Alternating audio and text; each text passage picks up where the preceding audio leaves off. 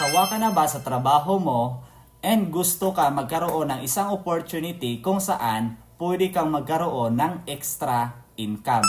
Kaya kung nakita mo ang video na ito, good news, tuturuan kita kung paano ka makapagsimula ng isang legit opportunity para ikaw ay pwedeng magkaroon ng another source of income aside sa trabaho mo. Well, kung ikaw empleyado or OFW na matagal na sa trabaho pero up until now, wala pa rin naiipon, ito ang pwede para sa'yo, ang OBE or Online Business Academy. By the way, ang ginagawa natin dito para kumita tayo ng 20 to 30,000 per month ay copy and earn. So magkukopya ka lang kung ano yung ituturo namin sa'yo at pwede ka nang kumita dyan. Well, simpleng-simple lang kasi meron na tayong sistema. Lahat ng trainings pwede mong matutunan ng libre para mabilis kang kumita dito kahit kakasimula mo pa lang. Kaya naman kung meron kang oras para magbabad dito sa TikTok or sa Facebook mo, pwede mo na yan i-convert into extra pagkakitaan para at least hindi masayang ang mga oras na yan. Sobrang dami nang kumikita dito dahil sa tulong at sa guidance natin dito sa OBE. Kaya kung ikaw ngayon,